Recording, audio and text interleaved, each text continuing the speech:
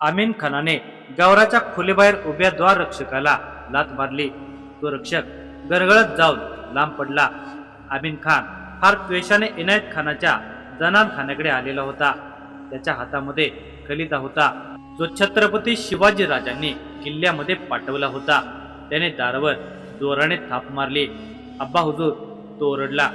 एवढ्या संकट काळी देखील इनायत खान जनान खान्यामध्ये स्त्रीच्या आणि मदरेच्या सहवासामध्ये उडालेला असल्याचे बघून त्याचा संताप होत होता। आमीन खानाला सुरतेवर आलेल्या संकटापेक्षा किल्ल्यावर संकट येऊ नये याची काळजी होती, म्हणून तो चिडलेला होता। अब्बा हुजूर, त्याने पुन्हा दारावर लाथ मारली। तेवढ्यात इनायत खानाने दार उघडले। अंगावरून काबा ओढत इनायत खान बाहेर आला। तो मदिरेच्या नशेत डुलत होता। त्याचे डोळे बारीक झालेले होते, पण तरी तो आमीन खानावर खेकसला। आपकी ये जुर्रत साहबजादे। अब्बा हुजूर, ये आप क्या कर रहे हैं? अपने होने वाली बेगम के साथ गुफ्तगू? अब तो आप भी जवान हो चुके हैं। आपको भी अब किसी हसीन चेहरे में डूबने की इजाजत है। अब्बा हुजूर, मराठों ने सूरत पे कब्जा कर लिया है और आप। मग वैतागून त्याला समजावणे सोडून मूळ मुद्द्याला हात घातला। ये देखो, शिवाजी ने ये खलीता भेजा है, वो खुद सूरत में आया है। क्या? हा पढ़ो। इनायत खानाने खलीता हाती घेतला। खोलीतून गौरा सारा प्रसंग पाहत होती। ती तिचे कर्तव्य बजावत होती। ऐनवेळी तिला इनायत खानाला दारूच्या नशेमध्ये बुडवून ठेवायचे होते। तिने तेच केलेले होते। खलीता वाचताना इनायत खानाचे हात थरथरत होते। दारूच्या नशेमुळे त्याला नीट उभे राहता येत नव्हते। त्याने आमीन खानाच्या खांद्याचा आसरा घेतला होता। राजाने त्या खलित्यात लिहिलेले होते, बादशाही सुभेदार इनायत खान, आम्ही स्वतः आपल्या सुरतेत आलो आहोत। तुमची सुरत पूर्णपणे आमच्या ताब्यात आहे। आम्ही सुरत लुटून उद्ध्वस्त करू शकतो, पण आमची तशी इच्छा नाही। तुमच्या बादशाही फौजेने आमच्या स्वराज्याचे जे नुकसान केले आहे त्याची भरपाई करण्यासाठी आम्ही आलो आहोत। त्यामुळे तुम्ही स्वतः तुमची तिजोरी घेऊन आमच्या भेटीस यावे। शिवाय सुरतेतील सगळ्या व्यापाऱ्यांना खंडणी स्वरूपात आम्हास हवे तितके धन देण्यास सांगावे, अन्यथा परिणाम जे होतील त्यास आपण स्वतः कारणीभूत असाल। खलिता वाचून इनायत खान क्षणभर स्तब्ध राहिला। मग तो हळूहळू हसू लागला। हसतच त्याने खलिता आमीन खानाला दिला। अब्बा हुजूर, होश में आइए। आमीन खान म्हणाला, हम होश में ही है बेटा। वो शिवाजी नशे में है, घमंड के नशे में। उसे लगता है इनायत खान को उसने डरा दिया, लेकिन डर भी इनायत खान का नाम सुन के डरता है। तो मोठ्याने हसत राहिला। मग थांबून म्हणाला, बोलता है हम खुद उसके पास तिजोरी लेकर जाए, क्योंकि वो जानता है कि वो सूरत के किले को कभी फतेह नहीं कर पाएगा। इतकं सोपं नाही सूरत जिंकणं, पण तो व्यापाऱ्यांना लुटणार। लुटू दे, जे काही नुकसान होईल ते बादशहाचं आणि व्यापाऱ्यांचं होईल। असंही शिवाजी सुरतेत आल्यामुळं बादशहा आपल्याला सुरतेतून निष्कासित करेल। आपण सुरतेसाठी लढलो तरी आपल्याला सुरत सोडावी लागणार आहे, आणि नाही लढलो तरी सोडावी लागणार आहे। त्यामुळं आपण फक्त आपली तिजोरी वाचवू आणि आपला खजिना। इनायत खानाचे बोलणे ऐकून आमीन खानाचा क्रोध शांत झाला होता। जी अब्बा हुजूर, आपला खजिना सुरक्षित आहे, तिथपर्यंत तो शिवाजी पोहोचू शकणार नाही। मग जा, कसली काळजी करू नकोस। ह्या किल्ल्याच्या वैभवाला जितकं उपभोगायचं आहे तितकं उपभोगून घे।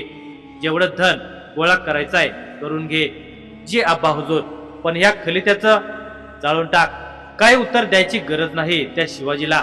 आमीन खानाने होकाराती मान डोलावली आणि त्या खलित्याला जाळण्यासाठी सेवकाकडे सोपवले। द्वाररक्षकाने हाजी कासिमला राजांचा खलिता दिला। त्याने खलिता वाचला, मग कुत्सित स्मित करत पुटपुटला। हाजी कासिमच्या साम्राज्यामध्ये पाय ठेवण्याची कुणाची आजवर हिंमत झाली नाही, स्वतः इनायत खानाची सुद्धा नाही। तेव्हा त्या शिवाजीची काय बिशात?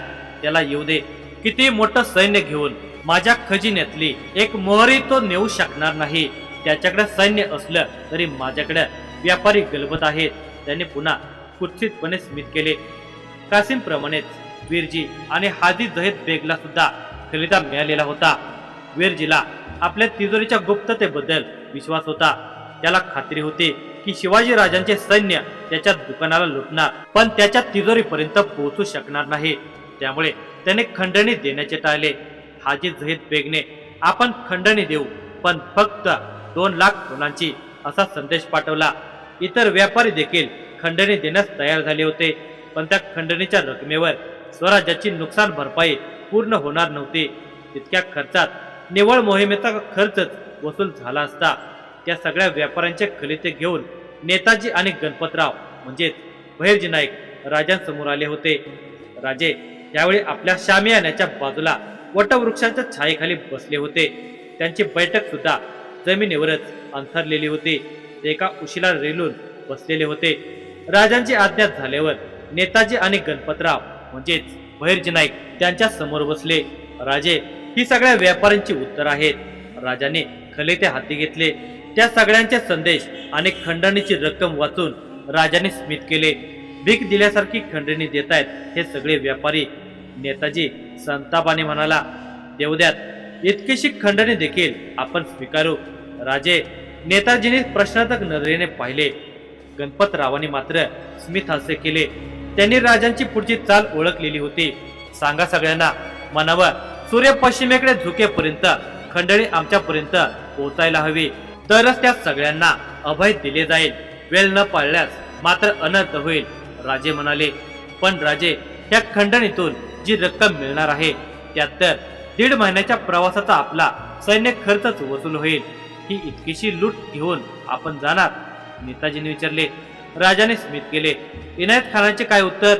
राजाने काय उत्तर न देता प्रश्न केला. नाही, त्याच्या उत्तराचा खलिता अजूनपर्यंत मिळालेला नाही. नेताजी उत्तरले. तसे पाहता त्याचा खलिता सगळ्यात आधी मिळायला हवा होता. तरी आपण त्याला विचार करायला जी वेळ दिली आहे ती पाळू. सूर्य पश्चिमेकडे झुकण्याची वाट पाहू, राजे निश्चयपणे मान हलवत म्हणाले. त्यानंतर काय करणार आपण? किल्ल्यावर आक्रमण? कपाळाला आठ्या पाडत नेताजीने विचारले. राजांचे नियोजन त्यांना जाणून घ्यायचे होते. नाही, आपण इकडे युद्धासाठी आलो नाही. किल्ल्यावर तोफा आहेत, दारुगोळा आहे, शिवाय तो किल्ला अजिंक्य आहे. त्यामुळे युद्ध टाळून आपण आपल्या नियोजनानुसारच कार्य सिद्ध करू, राजे म्हणाले. तेच तर राजे, ह्या व्यापाऱ्यांना लुटायचं हेच आपलं नियोजन होतं. पण तुम्ही तर म्हणत आहात त्यांना अभय द्यावं, मग कसं? नेताजी फारच गोंधळलेले होते. अर्थातच ते सेनापती होते. त्यांनाच नियोजनाचा खुलासा नसेल तर ते सैन्याचे मार्गदर्शन कसे करणार? आपल्या हातून काही चूक घडू नये या उद्देशाने ते नियोजन जाणून घेण्याचा प्रयत्न करत होते. थोडे सबुरीने घ्या. असे समजा आम्ही इथे या वटवृक्षाखाली बसून सारेपाठ खेळत आहोत. विश्वास ठेवा, हळूहळू खेळ पूर्णपणे आपल्या हातात आलेला असेल. आम्ही आई भवानीला शब्द देऊन आलो आहोत की स्वराज्याच्या नुकसानाच्या 3 पट मोगलांच्याकडून वसूल करून स्वराज्यात परतू, त्याशिवाय नाही.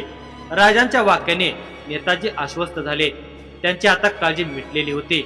राजे सुरतेतल्या व्यापाऱ्यांच्या सोबत सारेपाठ खेळत आहेत, म्हणजे राजे सगळे डाव नियोजनानुसारच टाकत आहेत हे त्यांना उमगलेले होते. त्यामुळे त्यांच्या चेहऱ्यावर दिसणारा गोंधळ आता मिटलेला होता. समाधानी मुद्रेने त्यांनी स्मित हास्य केले. उसाचा टाकून ते म्हणाले, आता काही काळजी नाही राजे.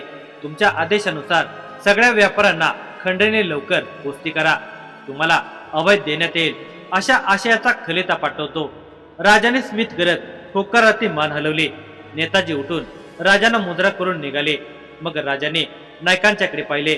नाईक बोलू लागले, राजे, युरोपियांचं काय करायचं? ते सुद्धा तोकडी रक्कम द्यायला तयार आहेत. तसा त्यांच्या वखारीमध्ये खरोखर फार मोठा ऐवज नाहीये. त्यांच्याकडून जी काही खंडणी प्राप्त होईल ती स्वीकारा.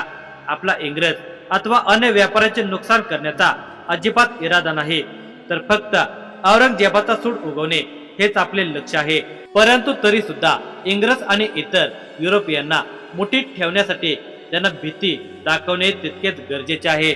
आपण सुरतेमध्ये त्या व्यापाऱ्यांचे द्रव्य लुटले तर दक्षिणेत आपण त्यांच्याशी प्रस्थापित केलेल्या मैत्री संबंधावर त्याचा परिणाम होऊ शकतो. राजाने आता स्पष्ट केले होते. जी राजे, पण इंग्रज फार जास्तच आक्रमकता दाखवत आहेत. त्यांनी आपल्या सैन्य पथकाचं संचालन देखील केलं आहे. तसेच त्याने आपल्या वखारीवर तोफाई आणून ठेवलेले आहेत. आणि एक महत्वाची गोष्ट म्हणजे हाजी बेगच्या वाड्या शेजारीच ब्रिटिश वखार आहे. राजाने नायकांचे बोलणे पूर्णपणे ऐकून घेतले होते. डोळे बारीक करत ते विचारात हरवले. ते ब्रिटिशांना कोंडीत पकडण्यासाठी नियोजन आखत होते.